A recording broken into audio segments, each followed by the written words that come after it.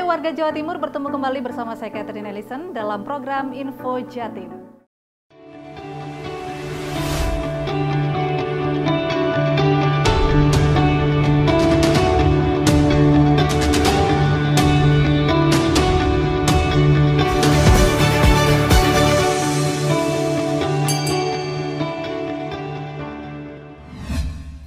Kita mulai informasi dari Kabupaten Malang. Gubernur Jawa Timur Khofifah Indar Parawansa melakukan panen raya 2 jenis padi varietas unggul di lahan pertanian milik kelompok tani Morodadi, Kecamatan Singosari, Kabupaten Malang. Diharapkan dengan panen padi varietas unggul ini bisa mewujudkan ketahanan pangan di Provinsi Jawa Timur.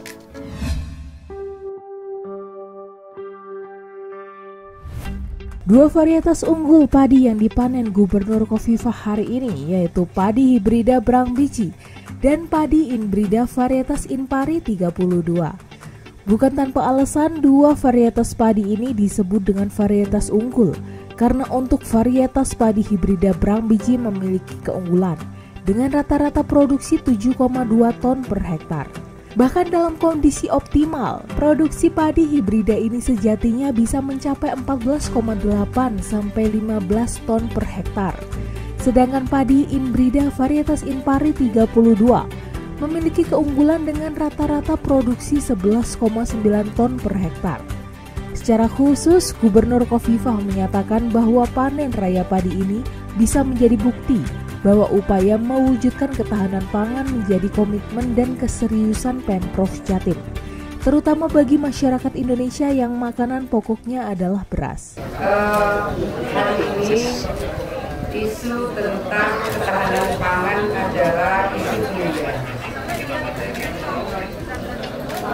Ketika ketahanan pangan menjadi isu dunia, maka monitoring terhadap apa yang bisa kita maksimalkan, terutama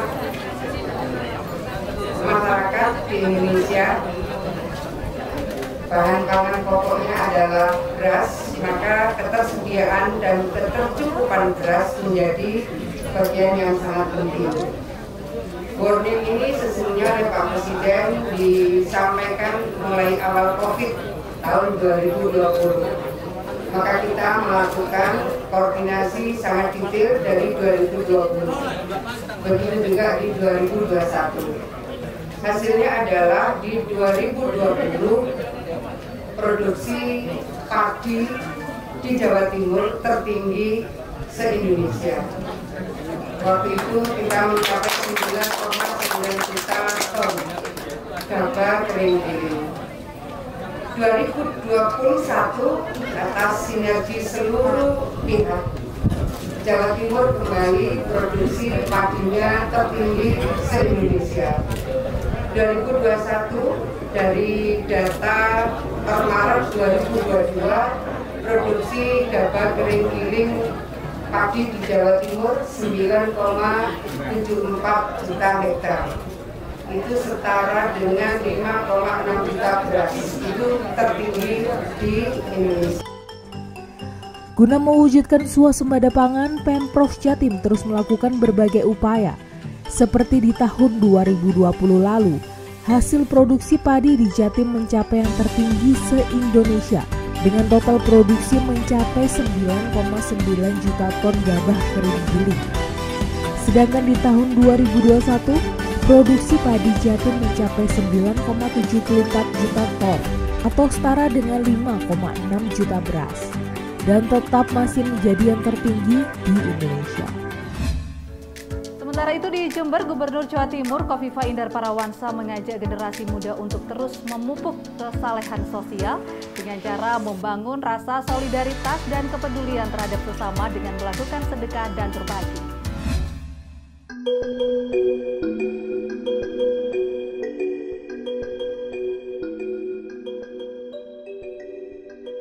Beberapa format solidaritas sosial tumbuh dari para filantropi. Tetapi format solidaritas sosial ala sedulur Pati ini justru berasal dari sedekah bersama. Pasalnya sudah 11 tahun belakangan, mereka rutin melakukan santunan pada anak yatim dan sedekah bagi orang yang kurang mampu. Oleh karena itu, Gubernur Khofifah berharap Hal ini mampu menjadi referensi bagi anak muda lainnya, tidak hanya di Jember tapi juga Jawa Timur, bahkan nasional. Dan untuk menumbuhkan kesalehan sosial, ini bisa dilakukan mulai dari kegiatan sehari-hari. Untuk itu sedekah secara kolektif bisa menjadi salah satu cara membangun kesalehan sosial, terutama di kalangan anak muda, di mana para anak muda ini bisa mengajak pihak lain untuk bersama-sama melakukan kepedulian terhadap sesama. Lebih lanjut, ketakwaan seseorang tidak hanya dilakukan melalui ibadah individu, seperti sholat, puasa, atau ibadah haji, tetapi juga bagaimana ia bisa bermanfaat bagi orang lain, juga bersimpati dan berempati kepada orang lain. Sesaat lagi kita akan ikuti informasi tentang para anggota pramuka di Jawa Timur membantu membangun hunian. Sementara bagi para pengungsi akibat erupsi Gunung Semeru jadi tetap diinfujati.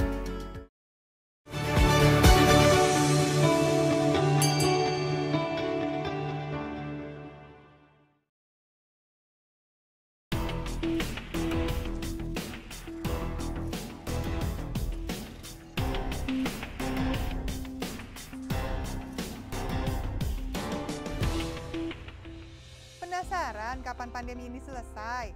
Salah satu sinyal positif kita untuk keluar dari pandemi ini adalah saat sudah ada vaksinnya. Kabar baiknya, vaksin COVID-19 sedang dalam masa persiapan untuk diproduksi.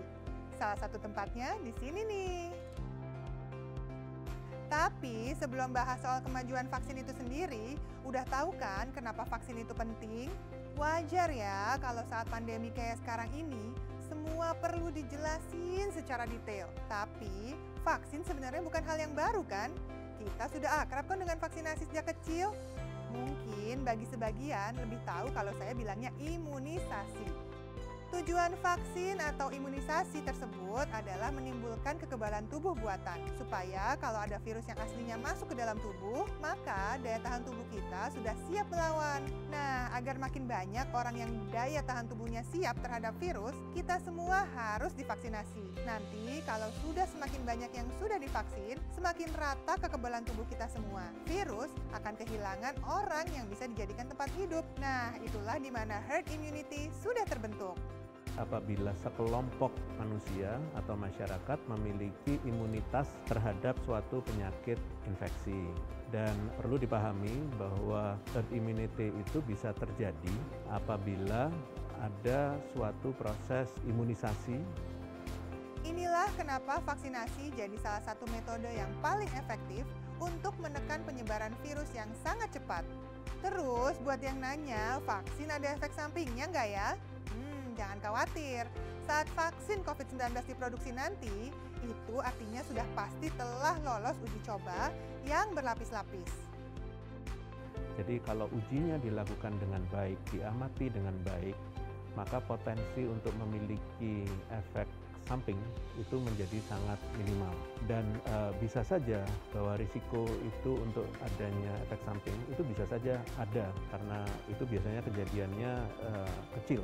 Karena apa? Karena di dalam uji klinisnya kita sudah menggunakan sejumlah masyarakat atau manusia yang dites dulu, dan itu kita amati betul.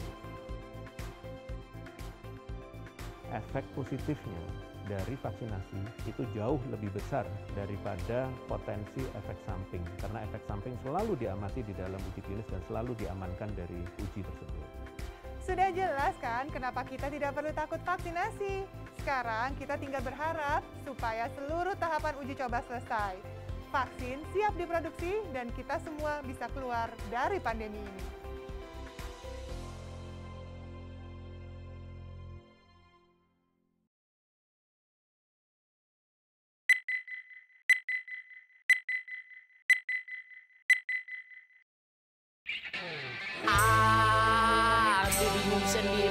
Aku bingung sendiri, yang mana?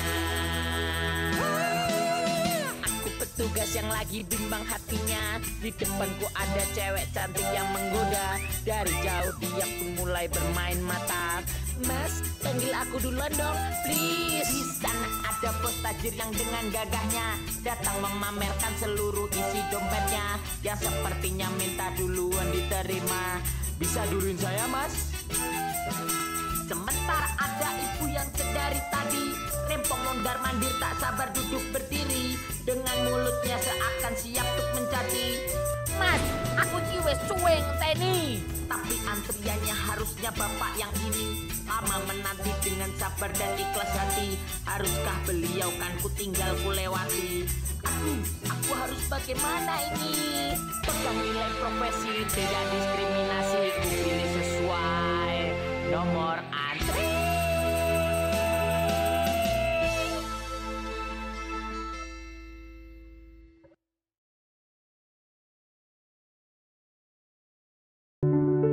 Dulu, aku dan adikku selalu diantar ayah naik kendaraan umum ke sekolah. Kadang kami berdesakan di dalam bus atau kereta. Ayah bilang, setelah pandemi ini kita harus menjaga jarak dengan orang lain, supaya mengurangi resiko terkena virus dan penyakit menular lainnya. Kita harus selalu pakai alat pelindung diri, seperti masker dan bisa ditambahkan pelindung wajah. Juga gunakan hand sanitizer jika belum memungkinkan untuk cuci tangan. Sesekali ayah mengajak kami naik kereta. Aku ingat waktu adik pernah ketiduran di dalam kereta. Hihi. Naik kendaraan umum memang menyenangkan, tapi jangan lupa mentaati protokol kesehatan yang berlaku sekarang. Oke guys, jangan lupa jaga kesehatan kalian. Sampai jumpa. Sudah lama kita belajar dari rumah, tidak bertemu teman-teman semua. Biasanya kita belajar bersama, penuh dengan suasana riang.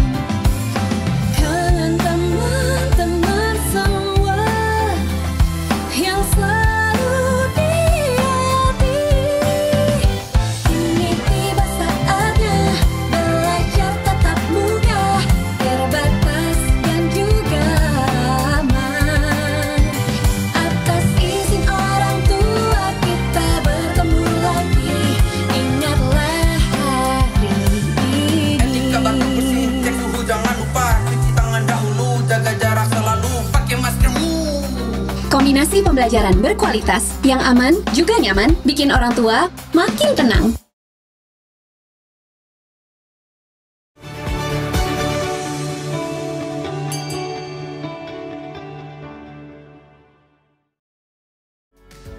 Warga Pramuka Jatim kembali melanjutkan pembangunan hunian sementara atau huntara bagi para korban erupsi Gunung Semeru. Dan target dari kegiatan ini adalah 19 unit rumah dapat diselesaikan.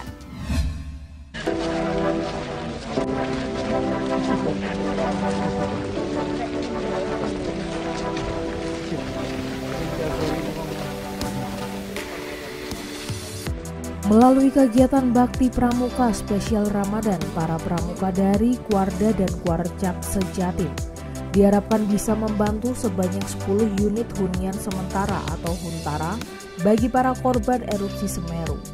Dan untuk saat ini, target pembangunan hunian tersebut adalah 19 unit di tahap pertama. Dalam kegiatan ini, Gubernur Jawa Timur Khofifah Indar Parawansa yang juga Kamabida Pramuka Jatim turun langsung terlibat sekaligus memimpin apel Bakti Pramuka Spesial Ramadan di Desa Sumber Mujur, Kecamatan Candipuro, Kabupaten Lumajang. Dalam event ini, berbagai kuarcap di Jatim terlibat dalam pembangunan huntara, di antaranya yaitu Kuarcap Sumeneb, Kuarcap Kota Kediri, dan Kuarcap Nganjuk. Sementara itu, Gubernur Khofifah berharap sebelum Idul Fitri, para pengungsi ini bisa dapat segera menghuni hunian sementara dan hunian tetap. Terlebih saat ini instalasi aliran listrik dan air sudah terpasang. Sebagai upaya tanggap darurat, saat ini perlu segera dibangun hunian sementara atau huntara dan hunian tetap atau huntap untuk memenuhi kebutuhan 1951 KK di Desa Sumber Mujur, Kecamatan Candipuro, Kabupaten Lumajang. Kita beralih ke informasi yang lain. Ketua Tim Penggerak PKK Provinsi Jawa Timur, Arumi Basin Emil Dardak, mengajak seluruh pengurus dan anggota PKK Jatim aktif mensosialisasikan wujud rumah sehat dan layak huni bagi masyarakat.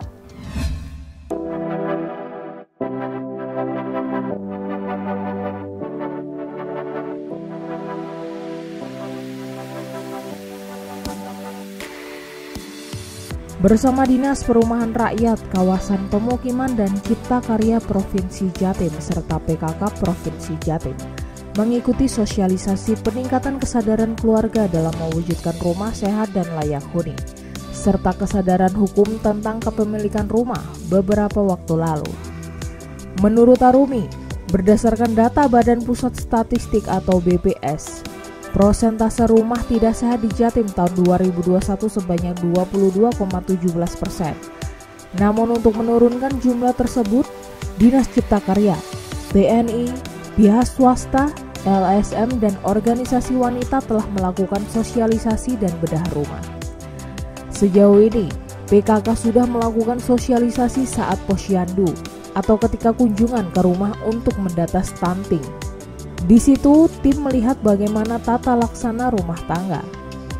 Sosialisasi rumah sehat dan layak huni termasuk dalam 10 program PKK, utamanya berdampak langsung maupun tidak langsung terhadap stunting dan kualitas hidup masyarakat, sehingga diharapkan dapat disosialisasikan bersama-sama dengan pihak Cipta Karya, sehingga ke depan bisa ditumbuh kembangkan.